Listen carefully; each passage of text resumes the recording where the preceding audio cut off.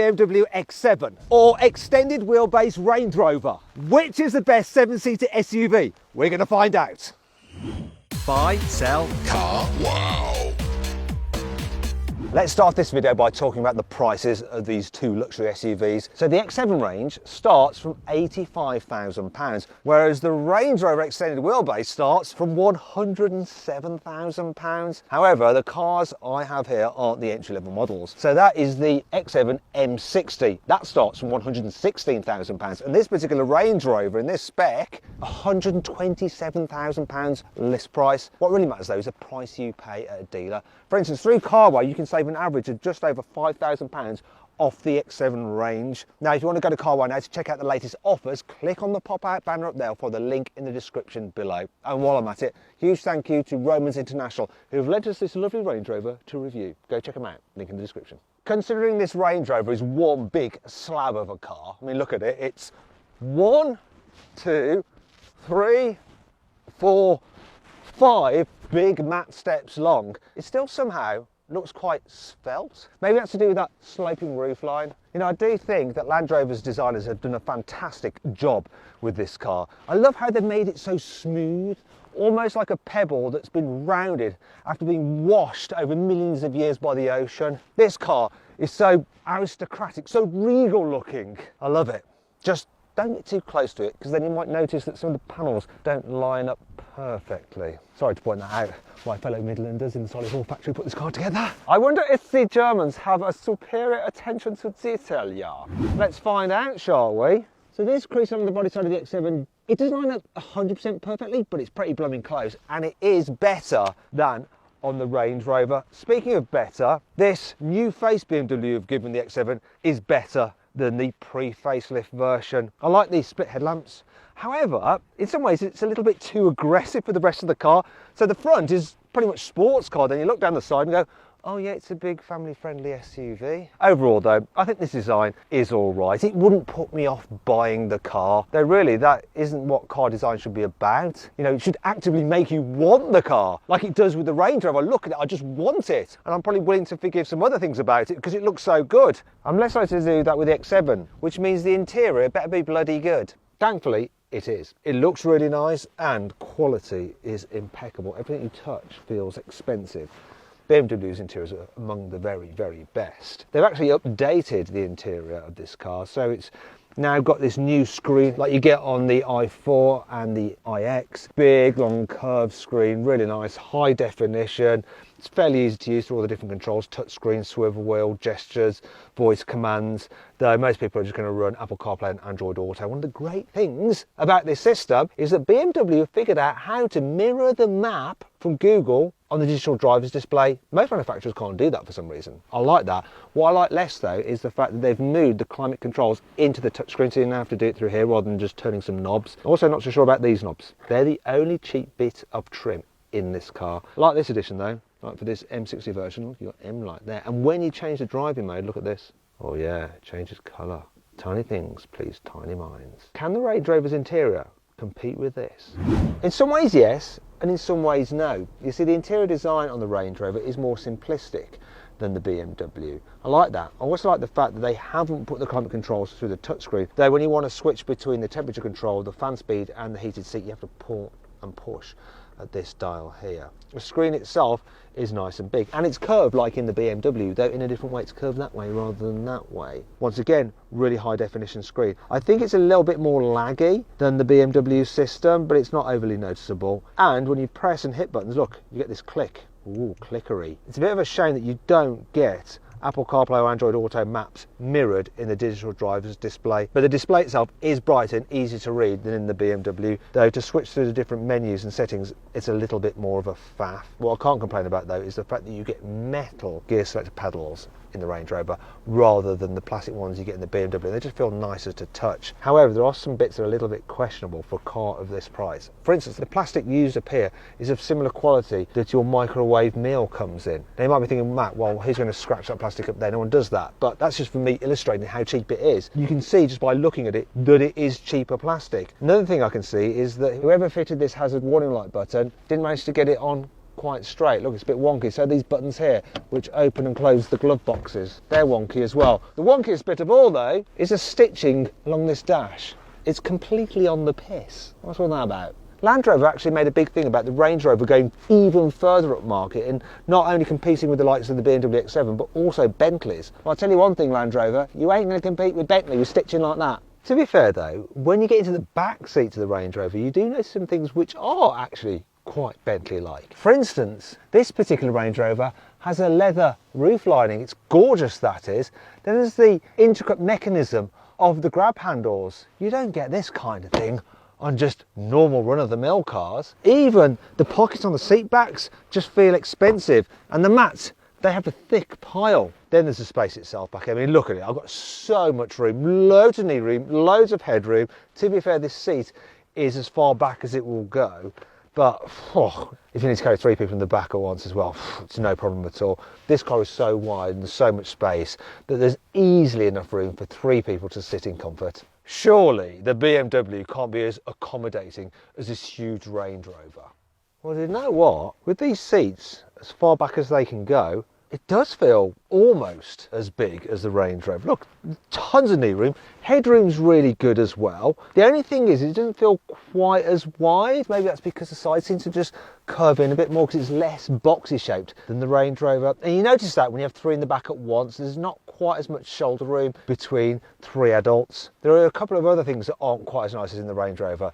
For instance, these pockets just don't feel quite as substantial. The pile of the floor mats is a lot thinner. While we do have a nice suede-like roof lining, doesn't seem as luxurious as leather. And yeah, that's just everyday car stuff, this grab handle. Nothing special there. However, one of the big selling points of these cars is the fact that they are 7-seaters. So now it's time to check out the rearmost row. You might be wondering why I've come to the driver's seat to show you the rearmost row in the X7.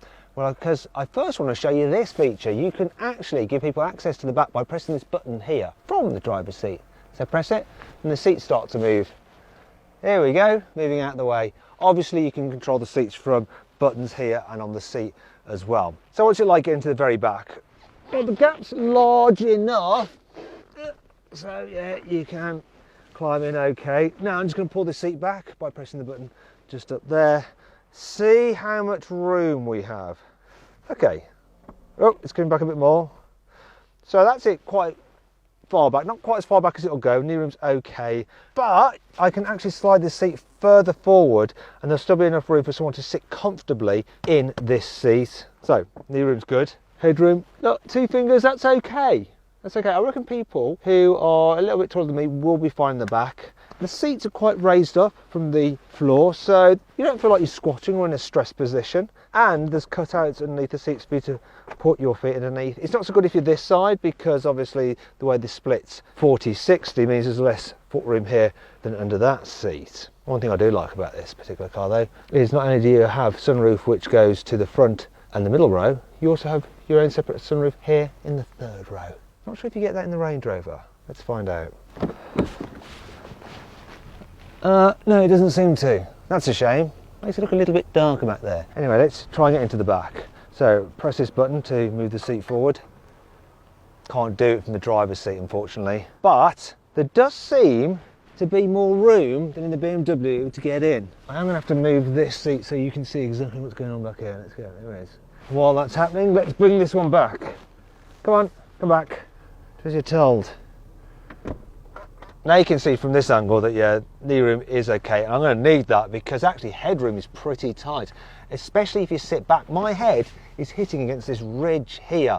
I'm 179 centimetres tall. Kids will be fine, but anyone taller than me is going to struggle a little bit. Still, there is enough knee room for me to be able to slouch a bit. And because there's a decent cutout underneath the seat in front, I can fit my feet under there. There's more foot space actually than in the BMW. Another thing that I think is better in this than the BMW is these rear seats are raised even more off the ground than the BMW. So you've got more under thigh support. So overall, it is just a little bit more comfortable here in the very back compared to the BMW, especially as you can get heated seats in the very back row here in the Range Rover. Once again, I'm going to come back to it. I am missing that sunroof. It all feels a bit more claustrophobic despite the fact there are some decent sized back windows. Anyway, enough about carrying people. What are these cars like for carrying their stuff? Both these cars have electrically operated tailgates with a handy split fold function, and you can lower them on their air suspension as well to make it easier to load them. Just let out a little farty sound. Hopefully there's no follow through. Now, with 7 seats in place, this has a slightly larger load capacity, 330 litres compared to 210 for that. It's about 50% larger. However, when you fold down that third row in both the vehicles, you find out that the Range Rover has the largest capacity, 860 litres, compared to 750 for the BMW. Though, if you need even more space, you can then fold all the seats down and basically turn these vehicles to posh, luxurious vans. Oh my God, that's huge. No, it's not completely flat, and neither is that quite. They're both very similar, though I think overall that has more space, because just look how tall it is inside. Anyway, once you're done, you can shut them up like this. And it does both the top and bottom part of the tailgate. And at that point you notice that the tail lights on the Range Rover are definitely cooler than on the BMW, because when the lights aren't on, you don't see the tail lights at all. They like blend into the body. See? One of the things about this car is that you just seem to sit higher and have a better view out than other SUVs. And I'll illustrate the difference to the X7 now using my assistant. So I've got the car's air suspension in its mid setting. So can you measure how high my eyes are off the ground? See how raised up I am? What you got? 158 centimetres. Right, so 158 centimetres in the Range Rover. What's it in the BMW? I can tell you right away that I feel like I'm lower down in the X7, but let's find out the exact number. Come on then. Measure me again. We've got the CarWow tape measure of truth. So, what is it saying? 149. Ooh, 149. That's 9 centimetres lower. There is one last thing to compare though, and that's the engines. So both of these cars are available with petrol or diesel power. This is the diesel version of the long wheelbase Range Rover. It's a 3 litre straight 6 diesel with 350 horsepower. You can also get a 3 litre straight 6 turbo petrol with 400 horsepower, or a 4.4 litre twin turbo V8 with 530 horsepower, which interestingly is an engine from BMW, though it's not this 4.4 litre twin turbo V8 in the M60, because that's actually built by BMW's M division, and they won't give their M engines to Land Rover. Other choices are a 3 litre straight 6 turbo petrol with 381 horsepower, or a 3 litre straight 6 diesel with 352 horsepower. Both these cars have 8-speed automatic gearboxes and all-wheel drive. So now, shall we see how they compare out on the road? Right, now let's see how quick these cars are from 0 to 60 miles an hour by launching them, and how close they get to their manufacturer's claim time. First up, the BMW, supposed to do 0 to 60 in 4.7 seconds. Let's go. Wow, that shot off. It's going to be quicker. And it is 4.0 seconds. That is nuts! Way quicker than BMW said. Will it be a similar story with the Range Rover? Land Rover says 0 to 60 takes 6.4 seconds, but what does a specialist timing gear say? Let's find out. Brake boost, release. Here we go. Come on, what's the number? Ooh, 6.2 seconds. Not bad for a diesel. Okay, so we see what the acceleration from a standstill is like in this Range Rover, but what's it like when you're driving along at 40, then you meet a dual carriage or a motorway, you need to get up to 70 miles an hour. Let's see how it responds, and the gearbox. So I'm going to floor it. Here we go. Bit of a pause there between me flooring it and it actually doing something, but now once it's in its stride, this diesel has some serious pulling power, and when you're cruising along at speed, it's a very relaxing car to travel in. Hardly any road noise from those big wheels. It's surprising. Little bit of wind flutter just here and there, but overall very, very relaxing. I'm also a little bit more relaxed than you might imagine, because I've got the massage seat on now and I'm being gently kneaded. Yeah, nice car to cruise around in this. The economy is all right as well. It's not too bad for a big thing. Now, we all expect a Range Rover to do well when you're cruising on the motorway. But what about a twisty road? You know, this is a big, tall, heavy vehicle. Let's find out. Here we go, it's a corner. Right, that's surprising. It feels like it's going to topple over, but it somehow just grips into the road and goes round. Now, part of the reason for that is that it comes as standard with active anti-roll bars, and it stops it leaning so much in the bends. It's quite surprising, actually, what it can do. However, it's no sports car. It's no sports utility vehicle even. It still has a very much like leisurely approach to going down a country road. Part of the reason for that is the steering. It's very, very light. You're not entirely sure what the front wheels are doing. No. Also, it's quite big, so when you go past a coach like that, it can be a bit scary. Can't fault the brakes though. Nice and strong, nice and progressive as well. Not grabby at all. And actually, you can keep up with most cars you can in this thing. And then, of course, the other area where it matters, in town. And that's when you really appreciate that raised driving position where you can just look down. Oh, here's another big coach. Well, it's a bus, that one. Oh, God. I said you can look down on other vehicles unless they're a bus or a coach. Can't look down on them. But everyone else pretty much, or maybe a van. Van drivers also sit higher. In fact, don't bother getting a Range Rover, just get a van. Vans also have the same thing as this. Look, this kind of armrest, which is really nice. What vans don't tend to have, though, a feature that's so important on this, especially when you're just pottering around town, is rear wheel steering as standard. So despite being bloody long, this car has a turning circle of 11.5 meters, which is insanely good. Just watch this. I can turn around in here without curbing those massive alloy wheels. And look, I can use this bird's eye view to make sure that I don't. It's so manoeuvrable, actually more manoeuvrable than that Honda Civic in front. This car's gonna take some beating. Is the BMW X7 up to the task? Right then, X7, let's see what you've got. Starting off with pickup from 40 miles an hour when you come to a dual carriageway or motorway, so I'm gonna floor it. Once again, a pause as the gearbox decides what to do, but now I'm really feeling the power of this 4.4 litre twin turbo V8. It absolutely took off and sounded pretty awesome as well, though I think some of that noise is played through the speaker. Speaking of which, I think this car is slightly quieter than the Range Rover, ever so slightly. I'm not getting any tyre noise at all. Once again, amazing considering the size of the wheels, but there seems to be a little less flutter of wind. I bet the economy is not as good as the Range Rover though. No, it's 18 miles to the gallon. That's the price you pay for that twin turbo V8. I'm sure this car can pull things back on a twisty road, so let's try it. Put it into sport. Like with the Range Rover, we've got active anti-roll bars to stop it leaning, but they're an optional on most X7s, so you do get them as standard on this M60 version. This car feels way more sporty than the Range Rover. It's really quite incredible how it manages to be pretty much as comfortable as you're just floating over bumps. In some ways, it's actually better at dealing with bumps than the Range Rover. Yet at the same time, it's more tied down. It doesn't feel quite so wallowy. It's more precise. And the steering is definitely, just feels more connected to the road than the Range Rover. Gives you more confidence to go quickly. Doesn't feel quite as wide either. I'm not so nervous of getting closer to the vehicles. I don't know why that is. One thing I am missing though is that raised driving position. I mean, obviously it's raised up in this, but you do notice the difference with the Range Rover. You just feel a little bit more superior. And I'm also missing the armrest, the special armrest from the seat. Damn it. There's another thing I miss with this car, and that's the turning circle of the Range Rover. This still has rear wheel steering. Once again, it's an optional on most X7s, but the M60 gets it as standard. However, despite having rear wheel steering, the turning circle is still almost a metre more than the long wheelbase Range Rover. So I'm gonna have to be more careful here. Come on, maybe we can still make it. Yeah, still made it. It's 12.4 metres.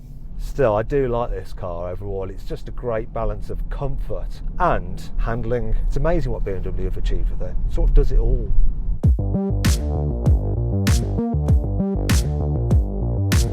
So then what's my final verdict? Well, these cars are both very closely matched, and really this Range Rover, there's something special about it. It makes you just want it. However, I've got to be objective, and really in many ways the BMW is actually the better car. It's superior dynamically on road, because that's what really matters. Most people won't ever take these cars off-roading. Also, it's got better build quality and it's better value for money as well. And that's why, overall, it wins this test. Anyway, I hope you'll enjoy the video. If you did, give it a like. Let me know if you agree with my verdict in the comments below. Click on those windows there for some more videos.